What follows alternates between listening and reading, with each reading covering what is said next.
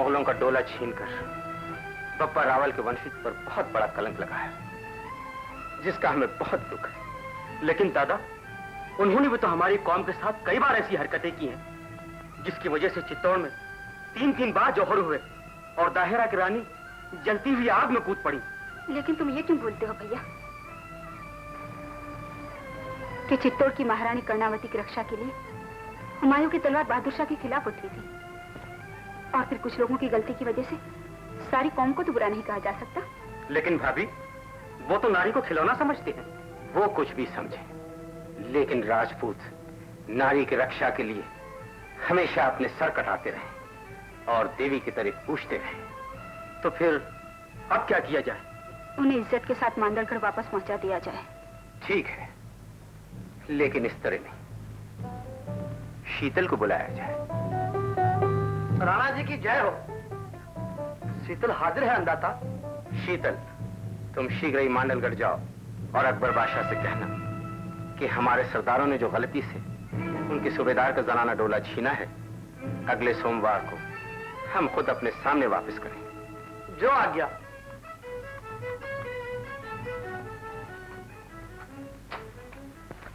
कहो, क्या पैगाम लाए हो? क्या चीका सुलह करना चाहता है? सुलह और लड़ाई तो बात की बात है आलीजा। फिलहाल तो उन्होंने यही कहलाया है कि हमारे सिपाहियों ने जो आपके सूबेदार की बेगमों को कैद कर लिया है, उसका हमें बड़ा अफसोस है। सिर्फ अफसोस? तुम्हारे राणा को इसका जवाब देना पड़ेगा। उन्होंने जवाब देने के लिए ही मुझे यहाँ भेजा है आलमपना। आप अपने सूबेदार को हुक्म दीजिए कि वो अपने चंद आदमियों के साथ हल्दी घाटी पहुंच जाएं। राणा जी अपनी मौजूदगी में उनके बाल बच्चों को उनके सपोर्ट कर देंगे। अपनी मौजूदगी में? आलमपना, अगर वहां अपने सूबेदारों के साथ कोई दगा हुई, अपने राणा को कह देना कि अगले पीर को सूबेदार वहां पहुंच जाएंगे। अब तुम जा सकते हो। जो हुक्म आलीजा। शहबाज खां, हमारे लिए ये एक अच्छा मौका है। वजह फरमाया बंदा परवर,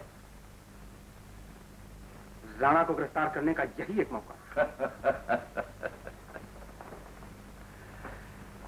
तुम नहीं समझ सकते कि हमारा मकसद क्या है।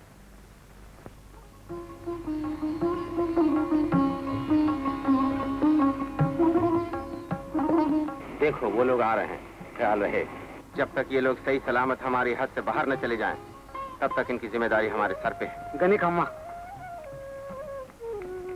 सलाम वालेकुम। जय एकलिंग। आपके कहे मुताबिक लड़की के वालिद मिर्जा के साथ हम लोग हाजिर हो गए। बाहर आओ बेटी, आपके वालिद आए। अब्बा।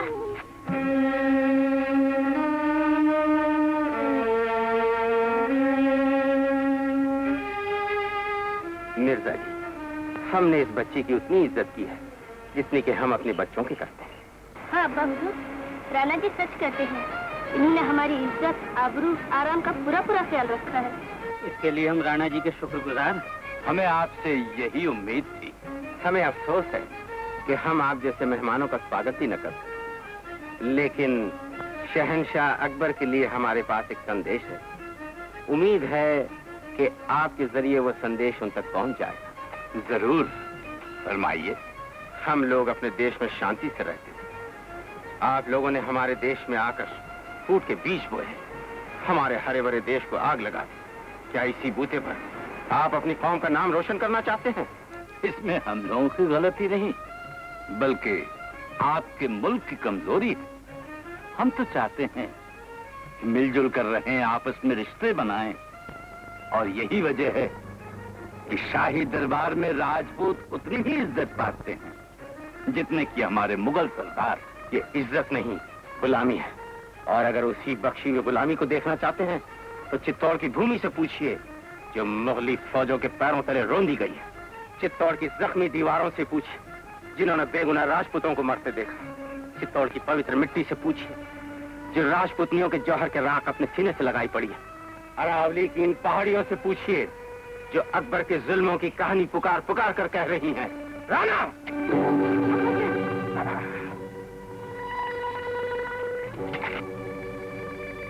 मांस खाओ।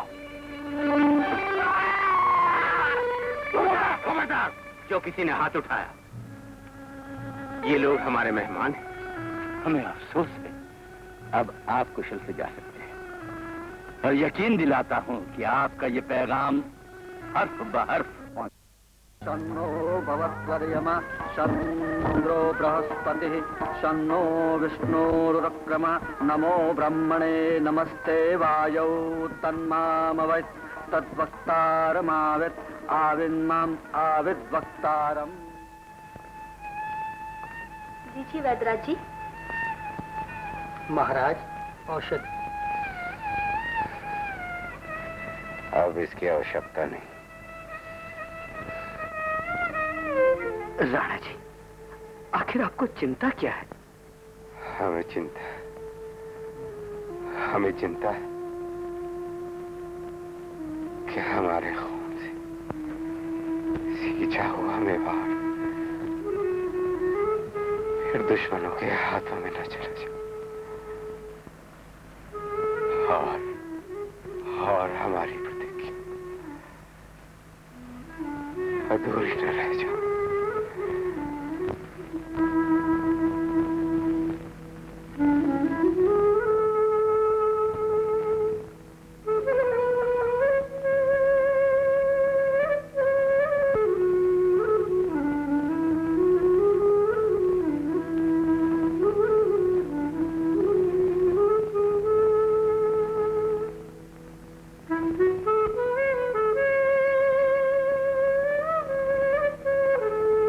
बापू, ऐसा कभी नहीं हो सकता।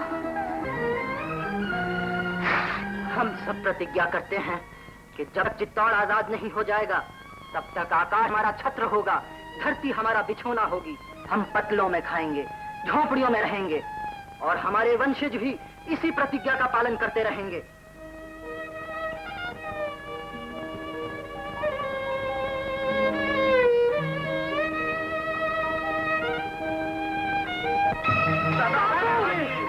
बापू, बापू, बापू, चिनगारी आज बनी ज्वाला, ज्वाला अंबर तक जा लपकी, जिसकी लपटों को छू करके घटा की भी आंखें टपकी।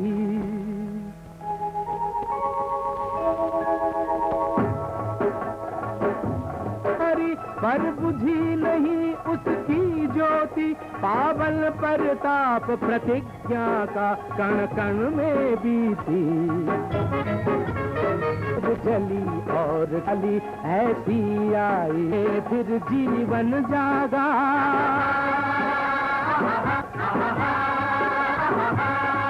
विजय फिर से गूंजी, एक रंग भेष स्वाधीन।